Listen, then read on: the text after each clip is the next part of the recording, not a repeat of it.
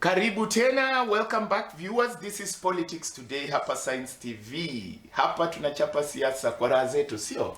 Kabisa. Kwa raha zetu. Yeah. Our sign language interpreter is Tobias Omondi. Let me invite you to chapa siasa with us 0111 980384 at the comfort of your home. Just write us a text. Or wherever you are, feel free to share with us and just be with us here. Let's reason together. But kabla tuende kwa break, by the way, we have Haniel Mwangi. Haniel Mwangi is NAC Kenya Youth League. We have Elizabeth Michael, NAC Kenya Women League. And then my name is JONAH SIMBA. I'm non-partisan, Missy member of NAC Kenya. So we should recruit you. No. But So, you're welcome.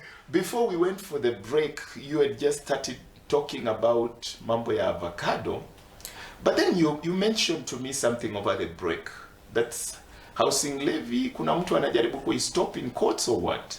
Yeah. There is a court filed Case. A court case filed today. I'm not sure about the specific individual who filed the case. Right. But there is a case to stop it from being implemented. All right. And of course it shouldn't be implemented. Raia wamekataa. There is no law that is implemented without the actual public participation, which there was none. So it doesn't fit to be considered as part of our laws. Now, it has been assented already, right? Sure. By the president. So it takes effect. Federation of Kenyan Employees, will they now advise their members to start deducting the housing levy?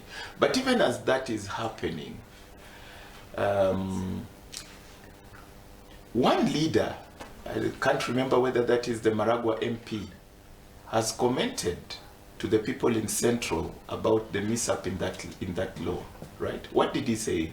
Maybe one of you could have heard that. Honorable Mary Maragua MP. It's very unfortunate. What did she say? For a sitting leader to claim that UDA MPs voted for the finance bill without reading it from page to page, just because the document was too big to read. I mean, but isn't that the truth? Some of us have read it and we are not under salary. I mean, why were you elected? You are not elected to go voting things blind. The voters sent you to parliament to represent them. If some of your voters have read the document from page to page and they are not under salary, you are their MP. But really, was that really serious, or was it just a political statement? Because sasa kinawaramba, according to the way Elizabeth Michael keeps saying, you use the word kinawaramba. You'll tell me where that word came from.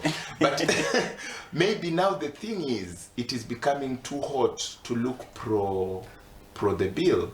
So now they had to give a political statement. Don't you think so? It's like this levy thing is receiving a very hostile reception in the mountain. And I don't know, even in Western, we saw that in Western. It is very hypocritical for leaders to come lament with the public after they voted yes to the finance bill. I'll give you an example. 2-3 weeks ago, some KRA officials went to Moranga, the Wakaita avocado farmers, and they were explaining to them that for you to sell your avocados, you have to register under e-teams. Yeah. That is for you to be able to pay the avocado taxes. But the public said no. And the MPs were quick to say, no, we are not going to pay. But why then did you vote for the finance bill? Why did you vote yes? Mbona ukienda kwa public unawaambia hatutalipa when you yourself actually voted yes to the public paying? There was a meeting yesterday at the Deputy President's residence in Karen. Sure. He hosted avocado farmers to explain this to them. Don't you think he explained to them properly? I might not be... Or are we putting the horse after the cart? It has already happened. Is this now public participation public participation should not be post. I might not be aware of what the conversation was about, but referring to what the Deputy President said, I think 1 week ago, he acknowledged that there were some hiccups in the finance bill that did not favor the Wanjiku. And he stated that he would revisit that. Now my question is, where were the MPs when the hiccups were being passed as part of the finance bill? Because if it was so good to the Wanjiku, why are they calling the avocado farmers to have a discussion? It's because it doesn't favor Wanjiku, and Wanjiku is resistant to that. And then, Jonah, this government is a government, let me say, of malice, smoke screen, just like he's saying. Now, walisema watawaka na mama mboga, remember watu wa bodaboda, wale watu walipewa kazi, kuna siku nani ameona mtu wa bodaboda amepewa kazi State House or in any other office, nani? So hii story ya avocado na kwenda huko kwa DP. Maybe kuna staff huko wenye wanabebwa nani? Maybe. Fair enough. Wacha tuseme fair enough, yeah. But now, if you tell me that critically, let me think like a common mwananchi ule ako na hizo miti za avocado huko kwetu Nyeri County. Right. Niko na miti za avocado. Who are called to go for that meeting? Is it, for example, let's go to MOA, Matatu Owners Association. Walita wale leaders wao, wakaenda huko. We know how these political meetings go. Mkapewa mkasign ki allowance, maybe kilikuwa kia 20k, kukaa tu 2 hours na chai na nini, mkubali kuexplainiwa. Mnaexplainiwa nini na nyinyi ndio ununua avocado kutoka kwa wale it's like macadamia. You know, ule mkulima wa chini bado anafinyindwa. That's why hata sasa tunauza macadamia 20 bob. Did they sit with me who has a tree kwetu nyumbani ushago, ama walienda wakakaa na ule mtu anatuma watu wake na lori kuja kuchukua macadamia alafu anapelekewa alafu yende anaenda kunegotiate. Yeye kubali teams lakini mimi anifinye huku chini. Who are those people who went to the DPs? How many avocado trees do they have? Okay. And I compare it to the bodaboda people. Ama si ndio? Kuna mtu wa bodaboda waliwahi enda kukaa hivi wakapewa kazi sasa nothing. Ni wale wakubwa wanakubali tu. Same na wenye walikaa hapo jana. How after the everything has been passed. In fact, for the whole thing should be revoked. Your finance bill yote iko revoked. So who is heckling in these meetings? Are they the bodaboda people? In these meetings? Yes, actually, because we are not seeing the middle class heckling. We are seeing the wale watu wa mikutano. Watu wa mikutano wenye tuna heckle ni usiseme ati middle class. Huyo middle class ikimpata ametoka kazini hapo hiyo mkutano na ni huyo mwanasiasa anaongea, trust me, they will heckle. Hata mimi ni heckler. No, the thing is kelele, Jonah, because we are not heckling for no reason. Obviously, maybe the boda person or the mama mboga feels like the expectations are not being met. Yes. And they are the ones attending the meeting, by the way. Because if you call a meeting right now, the people will show up are people who are jobless many times. Sure. Because the people who have jobs, they would have to ask for permission from their bosses to go to a political meeting. So most people who attend are the youth and probably women who don't have jobs. So they are the ones who are heckling. Sasa wameambiwa, don't dare heckle. Mtashikwa. By the way, the heckling in Bomet, they said there a few arrests have happened. They are looking for the people who heckled there. Well, Jonah, there's something I want to say. Is the question who is heckling or why are they heckling? The question should be why are they heckling and what should be done to stop the heckling. One, when someone is delivering, for example, ukikumbuka, let me go take us back to when we were promised that our children will get free education. Right. Si tulifurahia sisi wote. Na tuka sherehe, good vibes, and we accepted. Now, why is it that hawa watu wanakuja kutuambia this will be done, But when sahi hatutaki kuwasikiza because tumezoea ni uongo. In fact watu wanarusha mkono endeni mfanye kenye mnataka kufanya sasa. It's like the country is yours, now we are being gagged or something. You know, I don't know how to put it in a clear way unless maybe he helps me. But my point is the sad thing is that even in Bomet and Kericho, the people who are receiving the heckling are the people close to the executive. These are pro-government leaders that are being heckled. Yes. The question is, why? Because in one case, even in Bomet, it was too loud. It's like you can't say anything. No. You could see that in the videos. Jonah, if today I'm your friend and you're misbehaving, na ninakutetea huko nje, I'll be heckled because nitaambiwa kwa nini wewe ni rafiki ya Jonah, usimwambie aache tabia mbaya. So those people will be heckled because they can access. President juzi alisema watu wako na namba yake ya msimu wampigie direct.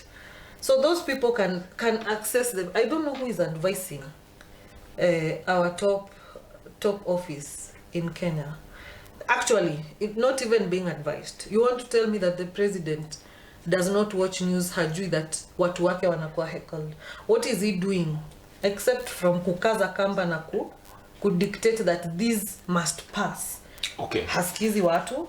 So okay, I expect heckling. Okay, hold that thought there. Hania, don't you think we need discipline in presidential functions? At least, maybe in political rallies, you can do what you want to do, but in presidential meetings, why? Are we not reducing the stature of presidential meetings? Because presidential meetings, I've attended some of them, especially in the former government with President Uhuru on issues of disability.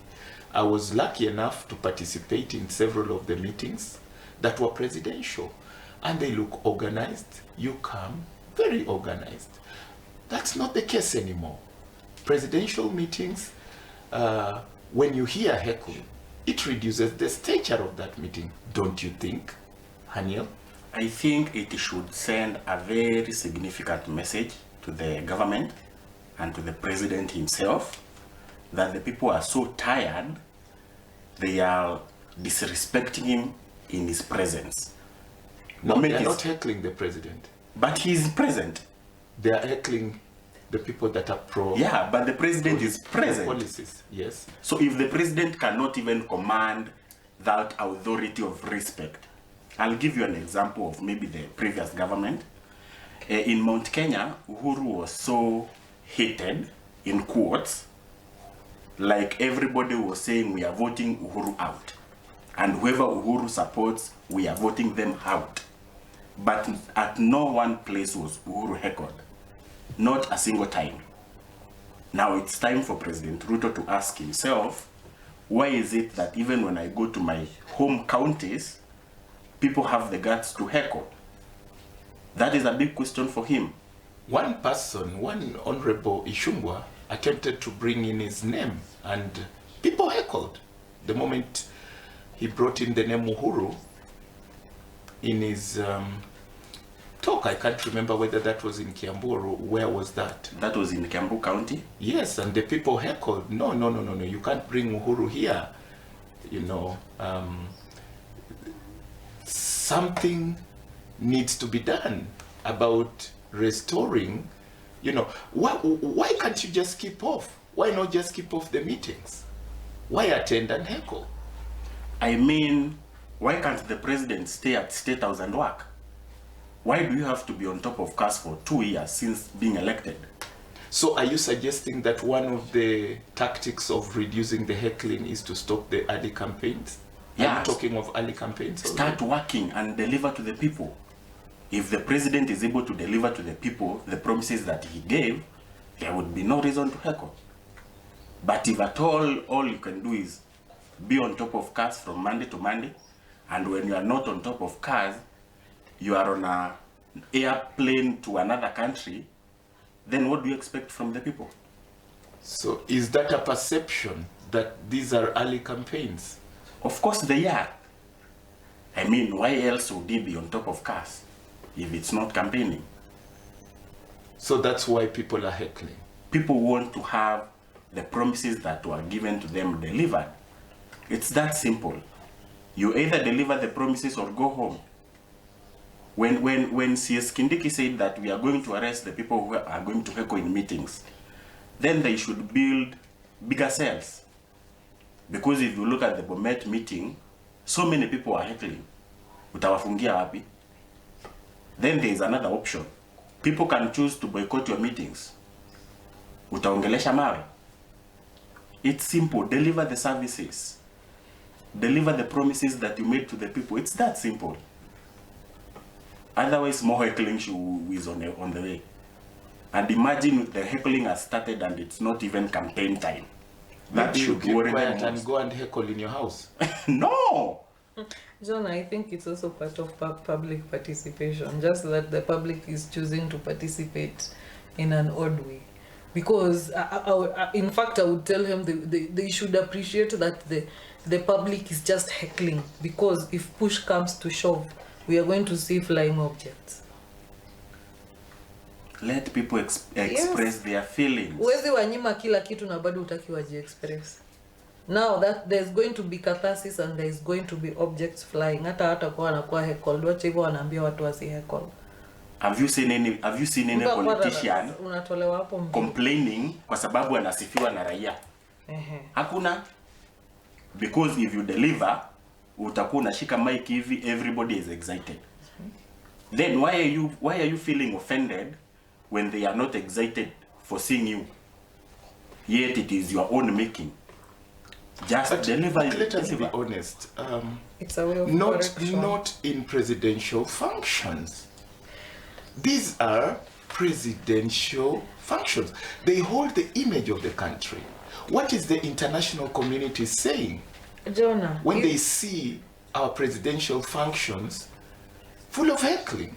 Isn't this the same president who does not want to be heckled but is not delivering? What does he have to come tell us in his presidential or presidential meeting or anything of the sort? Sawa, he's being given respect, but if I don't agree with what the president is saying, can they allow all of us to walk out?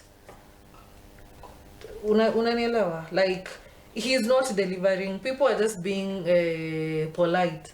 So by just telling that person, do not talk because you're not telling us anything. So are we seeing a situation where now the executive is going to be addressing empty stadiums? It could. We have seen one person who is my role model and party leader walk out on a president because she didn't agree. She didn't agree with what the president or what was happening. It's si makosa. But surely there should be another way. Kufanya kitu, I can choose to walk out or just tell you, Jonah, wewe wachana na hizo. It's heckling. Hapana, hatutaki. It's a way of expression. Again, I ask you, Haniel, is heckling picketing? I think I would say heckling is picketing. Because picketing is allowed by law. But then when you get into a presidential function and you picket, are you still within the law? I think neither am I nor the president above the law. So I think it being a presidential function, if the people are dissatisfied, they should express their dissatisfaction. Now, is this just for presidential meetings or it's being extended to other political meetings? Because the PS Kindiki said politicians should be tolerant. They are allowed to they are allowed to differ in opinion, but within lawful means. So are we going to see situations where nobody should heckle? Wouldn't that be dictatorship? Where you demand that people should not express their feelings? We cannot go back to that. People are going to fear now. Then they will stay at home. Kuja uongeleshe mawe. And then, Jonah, we are at an era where people have evolved. Saizi hatuuziwi uoga, by the way. Kama mbaya tunakuambia ukweli hatutaki. We are not children. We are the one who gave him votes to be there. So is the issue, maybe someone needs to address it. You've said early campaigns is one of the reasons that the heckling is happening. No, But Jonah. then I'm hearing you, Elizabeth, also saying that promises that were given are not being delivered could also be another reason why people are heckling. Because we need to ask is the question the heckling or why? You know, Haniel has put it very well here that address the issue. So what are these issues? Why are people heckling? Jonah, I think our number one saizi is the high cost of living. Eh? High cost of living. Why are you coming to address is it hungry? You know, a hungry man is an angry man, eh? Right. So wewe unakuja unataka kutuongelesha hatuna chakula hatuna nini na sisi tulisema a hungry man is an angry man. Yeah, but you also say that tupangwingwi. Hatupangwingwi na huyu msana anajaribu kutupanga. No, sahi pia anajaribu kutupanga ati tusiheckle. Why? You know, like it's like we should sit. You know, unless he wants to monologue, unless he wants to talk to himself. Then if he wants to talk to himself na hataki heckling, wacha tumuone kwa TV, wacha aandike. You know, no. Okay, Jonah, let me ask you. Now, for example, you are saying that kwenda kwa presidential gathering na kuheckle is against the law. Yeah, that's what the CS has said. It should all of us illegal. Akikuja sawa, wacha it's sawa imekuwa illegal. How are we supposed to address the president? And that is the na question. Na hiyo siku akikuja hatusikizangi anakujanga tu kupeana speech. Hakusionangi public participation ya mimi niinue mkono niseme yenyewe Mr. President ABCD. Akitaka kutu address anachukua wale wase wenye atawakaisha chini wakimwambia hapana, atawarambisha kakitu hivi alafu your story die.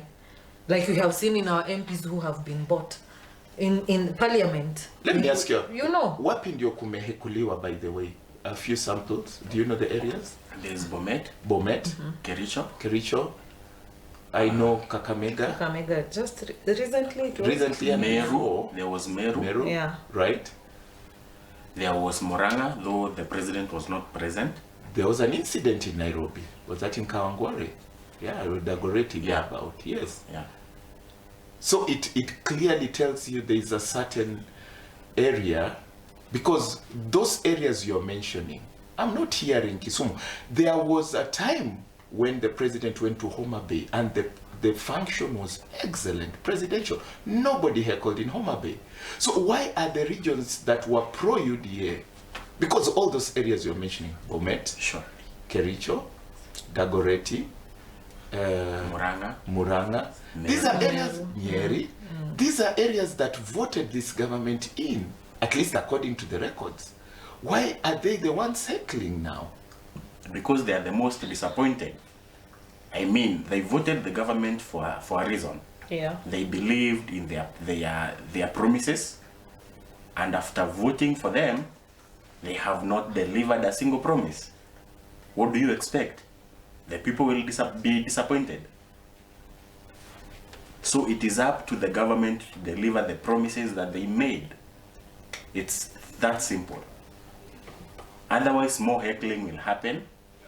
And if they threaten the people with arrests, people could easily boycott their meetings. Alternatively, people will avail for the meetings and remain unresponsive. That is almost like addressing yourself. The crowd will not respond to you.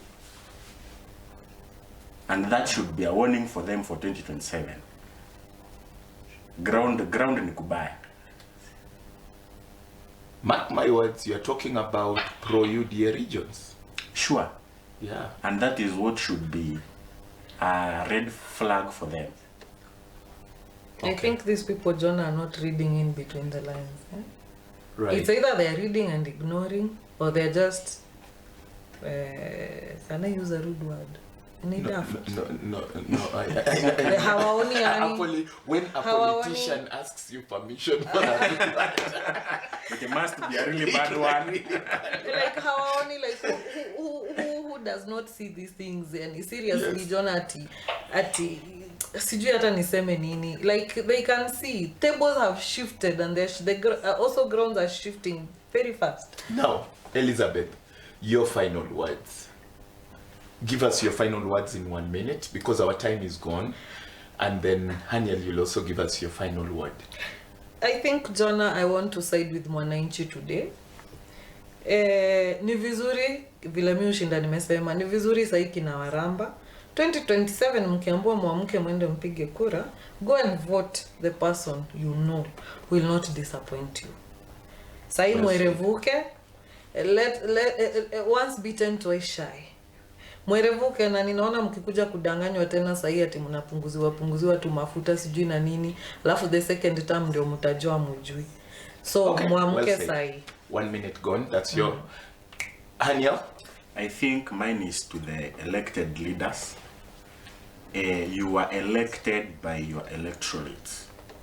Kama wewe ni MP, your constituency sent you to parliament to represent them, not to represent the interests of the executive. So whatever may, you have to stand with the people. It doesn't matter whether the decision favors the executive or not. I mean, how do you vote for a finance bill that you know very well it doesn't favor your people, and you vote for a yes? Right now I miss the parliament that we had. And the 1 minute is over. Just a minute. I miss the parliament that we had big brains like the likes of the late Kibaki, Martha Karua. Those are the people that will always stand and always stood with the people. Thank you. 1 minute is over. Thank you. Thank you. Viewers, chapa siasa na sisi 0111980384. We've been having Elizabeth Michael, Women League NAK Kenya. We've been having Haniel Mwangi, Youth League NAK Kenya. My name is JONAH SIMBA. See you next week hapa on Science TV. Bye bye.